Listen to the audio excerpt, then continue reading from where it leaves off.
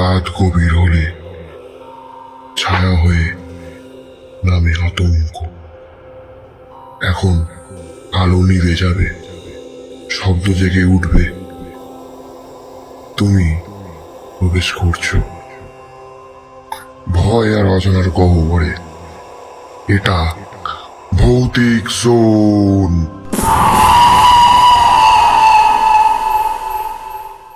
নমস্কার।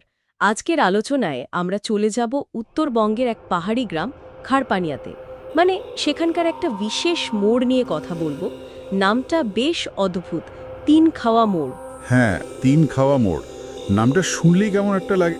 ঠিক, আমাদের হাতে একটা সূত্র আছে, তিন খাওয়া মোড়ের অভিশাপ, এক অলৌকিক কাহিনী। তারই কিছু অংশ নিয়ে আমরা কথা বলবো। সেখানে বেশ কিছু ভুতুড়ে ঘটনার কথা বলা আছে। জায়গাটা নাকি দিনের বেলা একদম সাধারণ, তাই না? আর পাঁচটা মোড়ের মতোই। হ্যাঁ, কিন্তু সূত্র বলছে রাতের অন্ধকারে এর পরিবেশটাই নাকি পাল্টে যায়। আর এই পুরো রহস্যটা এর শুরুটা তো একটা দুর্ঘটনা দিয়ে, অনেক বছর আগে। হ্যাঁ, এক পূর্ণিমা রাতে তিনজন বন্ধু বাইকে ফিরছিল, আর তখনই একটা ট্রাকের সাথে ধাক্কা লাগে আর তিনজনই মারা যায়। সেই থেকেই তো মোড়টার নাম হয়ে গেল তিন খাওয়া মোড়। কিন্তু গল্পটা তো এখানে থামেনি, বরং এখান থেকেই যেন আসল রহস্যের শুরু। ঠিক তাই। অদ্ভুত ব্যাপার হলো, শোনা যায় এরপর থেকে যখনই ঠিক তিনজন মানুষ একসঙ্গে ওই মোড় রাতের বেলা পার হতে গেছে, তখনই তাদের সাথে ভয়ানক কিছু ঘটেছে। এটা কি শুধুই কাকতালীয় নাকি অন্য কিছু? সূত্রগুলো কি বলছে চলুন একটু খুঁটিয়ে দেখি। এখানে দেখুন, এই সংখ্যাটা ৩। এটা খুব গুরুত্বপূর্ণ। প্রথম দুর্ঘটনার পর থেকেই এই ৩ সংখ্যাটা যেন মোড়টার সাথে একেবারে জড়িয়ে গেছে।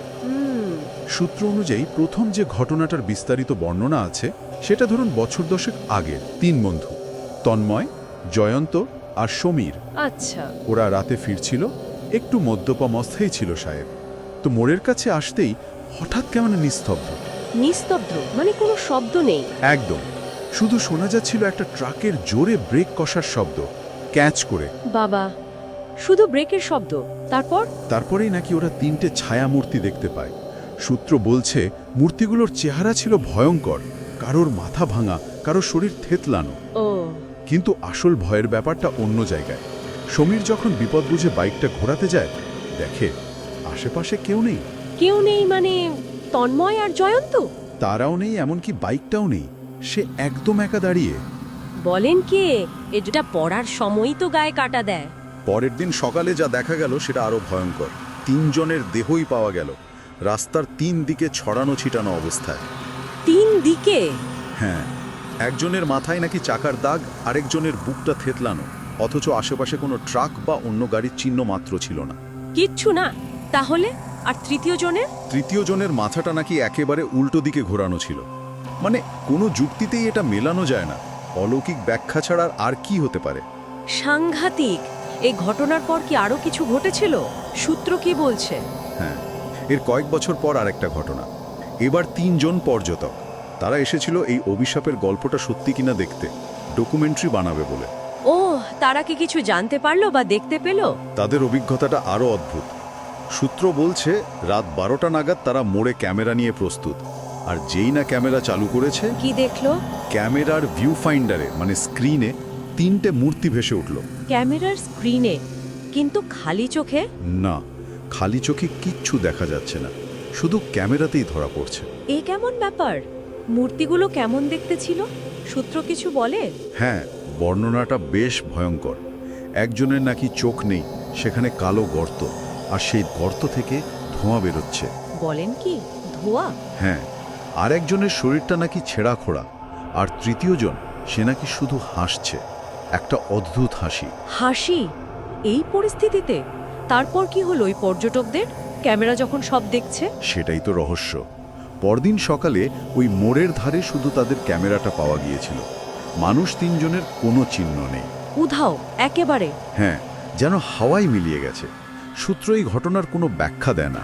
রহস্যটা আরও ঘনীভূত হয়। গ্রামের যারা পুরনো লোক, বয়স্ক মানুষ, তারা কি বলেন এইসব নিয়ে? তাদের কি বিশ্বাস?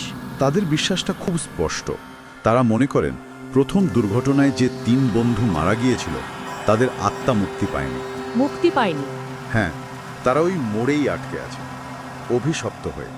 তাই নাকি? প্রতি পূর্ণিমা রাতে তারা নতুন তিনজনকে স্বীকার করে। স্বীকার করে কেন? নিজেদের মুক্তির জন্য। মানে নতুন তিনজনকে নিজেদের জায়গায় আটকে রেখে তারা মুক্তি পেতে চায়। এটা যেন একটা চক্র। একটা চক্র। পুরনোরা মুক্তি পায় আর নতুন তিনজন আটকা পড়ে। কি ভয়ঙ্কর ধারণা! হ্যাঁ, সূত্র এই বিশ্বাসটাকেই তুলে ধরেছে, একটা অন্তহীন অভিশপ্ত চক্রের মতো। সাম্প্রতিক কোনো ঘটনার কথা কি আছে সূত্রে, মানে কাছাকাছি সময়ের? আছে, বছরখানেক আগের একটা ঘটনার কথা বলা আছে। তিনজন কলেজ পড়ুয়া। তিনজন? আবার সেই তিন সংখ্যা? ঠিক, তারা একটা গাড়িতে ছিল, ওই মোড়েই অ্যাক্সিডেন্ট হয়। তাদের শরীরে আঘাতের চিহ্ন ছিল, কিন্তু কিন্তু কোনো অস্বাভাবিক কিছু। হ্যাঁ, খুব অদ্ভুত। তাদের মুখে নাকি কোনো রক্তের দাগ ছিল না, কিন্তু তিনজনের ঠোঁটেই একটা নিয়স্তেন্তন্য হাসি লেগেছিল। হাসি? মারা যাওয়ার পরেও মুখে হাসি? এর কি মানে হতে পারে? সেটাই তো বোঝা কঠিন। যেন তারা নিজেরাই ডেকে এনেছিল মৃত্যুকে, বা হয়তো অন্য কিছু। সত্যি আগের ঘটনাগুলোর থেকেও এটা বেশি অদ্ভুত। তাহলে সব মিলিয়ে যদি দেখি, উত্তরবঙ্গের এই তিন খাওয়া মোড়কে ঘিরে একটা অভিশাপের গল্প চলে আসছে বহু বছর ধরে। শুরুটা তিন বন্ধুর মৃত্যু দিয়ে, আর তারপর থেকে বারবার ফিরে আসছে ওই তিন সংখ্যা। আর তার সাথে জুড়ে যাচ্ছে একের পর এক রহস্যময় ভয়ঙ্কর ঘটনা।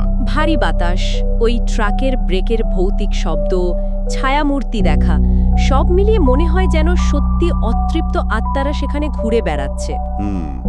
মুক্তির খোঁজে। সূত্র অনুযায়ী এটা নিছক দুর্ঘটনা নয়, বরং একটা অলৌকিক আবর্ত। গ্রামের মানুষের বিশ্বাস আর এই ঘটনাগুলো সব মিলে মিশে গেছে। তাই তো, আজও মানুষ রাতে তিনজন একসাথে ওই পথে যেতে ভয় পায়। ভয়টাই যেন অভিশাপটাকে আরো সত্যি করে তুলেছে।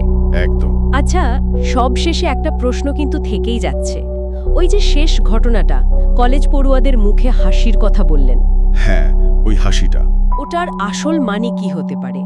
ওটা কি শুধুই মৃত্যুর পর শরীরের কোনো স্বাভাবিক প্রতিক্রিয়া, নাকি ওই অভিশাপকে মেনে নেওয়ার বা তাকে আহ্বান করার কোনো ইঙ্গিত? কে জানে? এই প্রশ্নটা সত্যি ভাবায়। হয়তো এই ভাবনাটাই থাকলো আমাদের শ্রোতাদের জন্য। আপনারাই ভাবুন, কি হতে পারে এর অর্থ।